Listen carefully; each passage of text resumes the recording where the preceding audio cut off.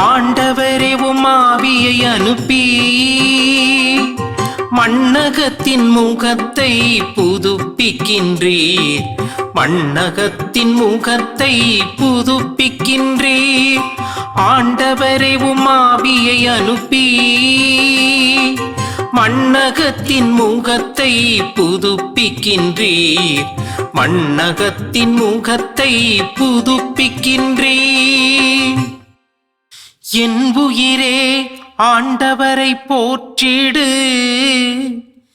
என் கடவுளாகிய ஆண்டவரே, நீர் எத்துணை மேன்மை மிக்கவர்.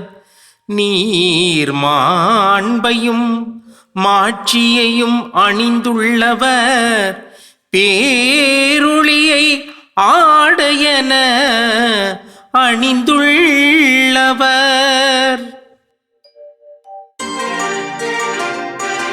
ஆண்டவரே உம் ஆவியை அனுப்பி மண்ணகத்தின் முகத்தை புதுப்பிக்கின்றீர். மண்ணகத்தின் முகத்தை புதுப்பிக்கின்றீர். ஆண்டவரே உம் ஆவியை அனுப்பி மண்ணகத்தின் முகத்தை புதுப்பிக்கின்றீர். மண்ணகத்தின் முகத்தை புதுப்பிக்கின்றீர். மாதா தொலைக்காட்சியின் அன்பு நேயர்களே, உங்களுக்கு வாழ்த்துக்களும் வணக்கங்களும். இன்று பாஸ்காவுக்கு முந்திய நாள். பாஸ்கா திருவிழிப்பை இன்று இரவிலே கொண்டாடப் போகின்றோம். இன்றைய திருவிழிப்பு சடங்கிலே முதல் திருப்பாடலாக வருகிற திருப்பாடல் 104. பல்லவியாக ஜெபிக்கக்கூடிய ஜெபம், ஆண்டவரே உம் ஆவியை அனுப்பி மண்ணகத்தின் முகத்தை புதுப்பிக்கின்றீர். அன்புமிக்கவர்களே, திருப்பாடல் 104 உயிரனைத்தையும் படைத்து அதை தாங்கி அதை வாழ்வித்து பராமரிக்கின்ற இறைவனை புகழும் ஒரு உன்னதமான பாடல். அது படைப்பின் புகழ் பாடல். படைப்பிலே செயலாற்றும் இறைவனை புகழும் ஒரு திருப்பாடல்.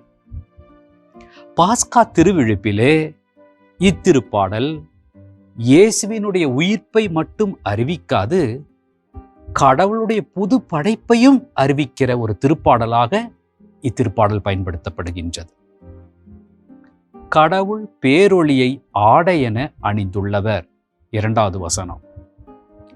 கடவுள் படைப்பிலே தாம் ஒளியின் ஊற்றாக இருப்பதாக வெளிப்படுத்துகின்றார். அவர்தான் அனைத்திற்கும் வெளிச்சம் தருகின்றார். ஒளி அனைத்தும் அவரிடமிருந்தே புறப்படுகின்றன. பாஸ்காவிலே கிறிஸ்து பாவம் மற்றும் சாவு ஆகிய இருளை அழித்து புது ஒளியாக வருகின்றார், புத்தொளியை தருகின்றார் என்ற செய்தி வழங்கப்படுகின்றது. கடவுள் உலகை அடித்தளமிட்டு நிறுவினார் என்று 5-6 வசனங்களிலே படிக்கப் போகின்றோம்.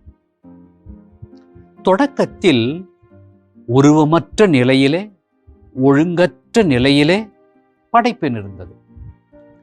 ஆனால் கடவுள் படைப்பு செயலின் மூலம் அனைத்தையும் சிறப்பாகி ஒழுங்காக்கி ஒரு அமைப்பை கொண்டு வருகின்றார். எல்லாவற்றையும் சிறப்பாக செய்து அனைத்தையும் நல்லதென கண்டார். எல்லா படைப்புகளுக்கு மத்தியிலும் ஒருங்கமைவு இருந்தது. ஆனால் பாவம் வந்தது எப்பொழுதோ அப்பொழுது அனைத்தும் சிதைந்தது. எனவே அங்கு ஒழுங்கற்ற நிலை இருந்தது. இயேசு தம்முடைய பாடுகள், மரணம், உயிர்ப்பினாலே அனைத்தையும் மீண்டும் ஒழுங்கு அமைவிற்கு கொண்டு வருகின்றார். மீண்டும் உலகை படைப்பை சீரமைக்கின்றார் என்பதை இத்திருப்பாடல் நினைவூட்டுகின்றது. கடவுள் தண்ணீரை கொடுத்து படைப்புகளுக்கு வாழ்வளிக்கின்றார். 10-12 வசனங்களிலே படிக்கின்றோம். உயிர் வாழ தண்ணீர் அவசியமாக இருக்கின்றது. கடவுள் தண்ணீரை கொடுத்து மிருகங்களையும் பறவைகளையும் சுற்றுப்புற சூழல்களையும் படைப்பு அனைத்தையும் வாழ்விக்கின்றார். அனைத்திற்கும் தண்ணீர் கொடுப்பவர் ஆண்டவராக இருக்கின்றார். அனைத்திற்கும் வாழ்வு கொடுப்பவர் கடவுளாக இருக்கின்றார். பாஸ்காவிலே இந்த திருப்பாடல் எதை குறித்து காட்டுகிறது? பாவத்தினாலே இறந்து கொண்டிருந்த மனித குலத்திற்கு, சிதைவுண்டிருந்த படைப்புகளுக்கு கிறிஸ்து உயிரளிக்கின்றார். குறிப்பாக மனிதர்களுக்கு திருமுழுக்கு தண்ணீரால் அருள் வாழ்வில் பங்களிக்கின்றார் என்பதை சுட்டிக்காட்டுகின்றது.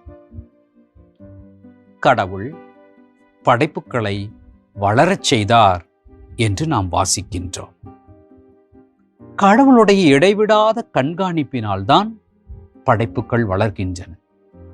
கடவுள் ஒரு நிமிடம் தன்னுடைய கண்காணிப்பை, தன்னுடைய ஆதரவை, தன்னுடைய வல்லமையை நிறுத்திவிட்டால் அனைத்தும் மாண்டு போகும், மடிந்து போகும், அழிந்து போகும்.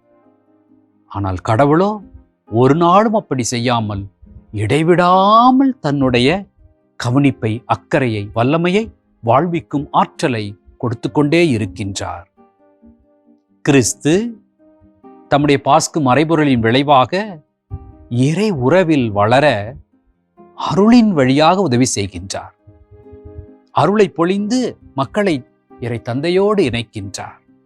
இறை உறவிலே வளரச் செய்கின்றார்.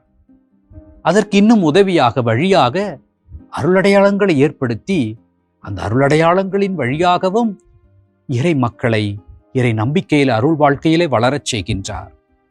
அதுவும் சிறப்பாக திருமுழுக்கிலே பிறந்தவர்களை நற்கருணையினால் வளம் பெற செய்கிறார் என்று அறிவிக்கிற திருப்பாடல்.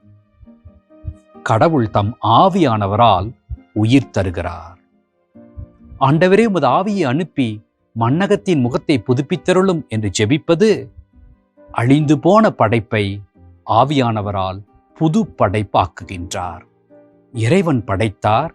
பாஸ்காவிலே கிறிஸ்துவின் உயிர்ப்பினால் ஆண்டவர் புது படைப்பாக மனித இனத்தையும் மற்ற படைப்புகளையும் மாற்றுகின்றார். இறை வல்லமையை போற்றுவோமா? ஜெபம். ஆண்டவரே, உமது வல்லமையால் படைத்த அனைத்தையும் தாங்கி வாழ்விக்கின்றீரே.